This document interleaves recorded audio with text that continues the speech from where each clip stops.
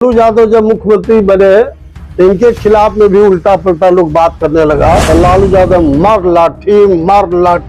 लाठी सब कुछ चुरवा दी। हजारों हजार लोग बिहार छोड़ करके उनको भागना पड़ा। तो मैं सवर्ण समाज के लोगों से पुरजोर निवेदन करना चाहता हूँ, जो 2% सामंती विचार के लोग हैं उन पर अंकुश लगाइए। अगर अंकुश आप नहीं लगाएंगे तो जौ में घून जो बोला जाता है वो सब पर लागू होगा। शहीद जगदेव प्रसाद का लहू नागमणि के रूप में बोल रहा है। जिस तरह से सोशल मीडिया में अमर शहीद जगदेव प्रसाद पर गंदी गंदी टिप्पणी किया जा रहा है, बिहार के मुख्यमंत्री को मां और बहन का गाली लोग दे रहा है, नागमणि को धमकी और चैलेंज कर रहा है, तो मैं इसको बर्दाश्त कभी नहीं करूंगा। और यही सब कारण है कि 23 अगस्त यानी कल बीच परसों पूरे देश के पैमाने पर पूरे देश के लोग का डिमांड है। हजारों फोन 4-5 दिन में मुझे आया है और सब लोग का एक ही कहना है कि जिस तरह से अमर शहीद जगदेव प्रसाद ने लड़ाई लड़ने का काम किया अत्याचार शोषण जुल्म के खिलाफ, इसलिए आप शहीद जगदेव सेना बनाइए ताकि मुंह तोड़ जवाब ऐसे जो सामंती टाइप के लोग हैं उनको दिया जा सके। आखिर ऐसा क्यों हुआ कि जगदेव बाबू को गाली दिया गया? उसके बाद से वो बोल रहा है कि इसके पहले हम सम्राट चौधरी को भी गाली दिए, एक हफ्ता के अंदर बाहर आ गए। तो गाली देने से काफी थोड़ी हो जाता है, ऐसा मतलब इतना मन बढ़ गया।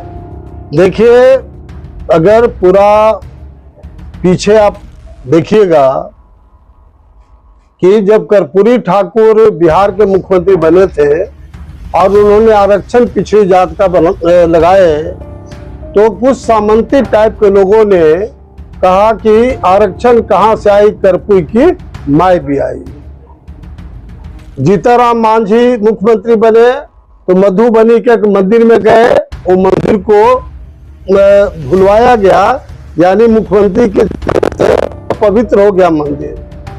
और लालू यादव मजबूत लीडर थे। लालू यादव जब मुख्यमंत्री बने इनके खिलाफ में भी उल्टा पुल्टा लोग बात करने लगा। तो लालू यादव मार लाठी सब कुछ चुरवा दिए। हजारों हजार लोग बिहार छोड़ करके उनको भागना पड़ा। तो सम्राट चौधरी का भी ज्यादा धैर्य की परीक्षा लोग ना ले, नागमणि का धैर्य का परीक्षा नहीं ले, क्योंकि जमाना बदल गया है। जमाना सम्राट चौधरी नागमणि का जमाना है बिहार में। इसलिए मैं सवर्ण समाज के तमाम लोग से पुरजोर निवेदन करना चाहता हूं कि 98% सवर्ण समाज के लोग अच्छे लोग हैं।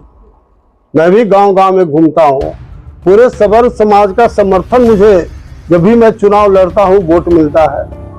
तो मैं सवर्ण समाज के लोगों से पुरजोर निवेदन करना चाहता हूं कि जो 2% सामंती विचार के लोग हैं उन पर अंकुश लगाइए।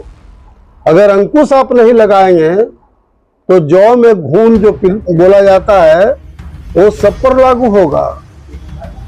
अब पहले का बैकवर्ड दलित माइनॉरिटीज और ऊंची जात के जो गरीब लोग हैं नहीं है। जमाना बदल गया है, इसलिए मैं शहीद जगदेव सेना का गठन कर रहा हूं। जहां अत्याचार अन्याय शोषण जुल्म होगा, पुरजोर तरीके से मोर्चाबंदी हम लोग करेंगे। ईंट का जवाब पत्थर से हम लोग देंगे। इस तरह का स्थिति हम लोग पूरे बिहार और देश में पैदा करेंगे। क्या बिहार में जो है कुशवाहा समाज का जो चलने वाला है, क्योंकि आप कह रहे हैं कि सम्राट सरकार और नागमणि का चलती अब बिहार में चलेगा? चलती नहीं है, जमाना कैसे? जमाना है सम्राट चौधरी का, नागमणि का, जो अत्याचार अन्याय शोषण बर्दाश्त नहीं करेगा। और नागमणि सम्राट नहीं है, पूरा हमारा जो 90% जो हरिजन आदिवासी मुसलमान पिछड़ी जाति और ऊंची जात के जो गरीब लोग हैं सब लोग का जमाना है। इस तरीके का कुकृत मतलब सवर्ण समाज कर रहा है। जैसे गाली की बात कर लें, सम्राट चौधरी पर गालीबाजी हो या फिर जगदेव प्रसाद पर गालीबाजी हो, ये सब सवर्ण समाज कर रहे हैं। मैं क्या बोला, सवर्ण समाज में 98% अच्छे लोग हैं। वो लोग थोड़ी दोषी हैं। लेकिन जो 2% सामंती विचार के लोग हैं, इसी तरह का ना गंदा गंदा ये लोग काम कर रहे हैं। इसलिए सवर्ण समाज से मैं पुरजोर निवेदन करना चाहता हूँ कि ऐसे लोगों पर लगाम लगावे, और नहीं तो ईंट का जवाब पत्थर से मिलना तय है। अगर एक रिपोर्ट की बात करें तो जब से सम्राट चौधरी मुख्यमंत्री बने हैं तब से उनको गाली देने की संख्या अगर बात करें तो यादवों की संख्या ज्यादा है जिन पर केस भी हुए। नहीं, गलत बात, ये रिपोर्ट बताती है। नहीं, गलत बात, सर ऐसा गलत रिपोर्ट। सर ऐसा क्यों होता है कि हमेशा वो गलत रिपोर्ट है। बहुजन के महापुरुषों को ही गाली क्यों दी जाती है सर? हमेशा से ऐसा होता है। इसीलिए शहीद जगदेव सेना बन रहा है ना, ईंट का जवाब पत्थर से मिलेगा, मुंह तोड़ जवाब मिलेगा। सर जो आप 2% की बात कर रहे हैं वो 2% दलितों में भी है, बहुजन में भी है। नहीं, उसमें नहीं है, माफ करिएगा, वो सब फिलोसफी में हम लोग नहीं जीते हैं।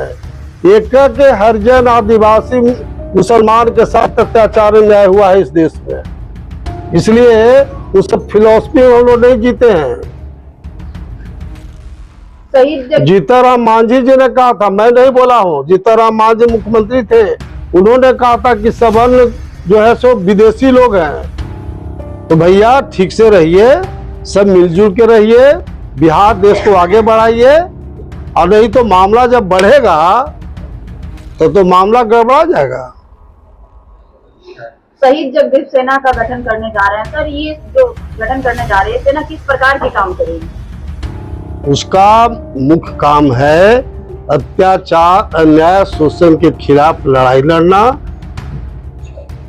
अमर शहीद जगदेव प्रसाद का सपना था समता मूलक समाज बनाना, जिस समाज में न कोई छुआछूत हो, न ऊंच नीच हो, न भेदभाव हो, सब लोग समानता और भ्रातृत्व की भावना लोगों में हो। इस तरह का समाज हम बाबूजी बनाना चाहते थे और हम लोग बनाना चाहते हैं।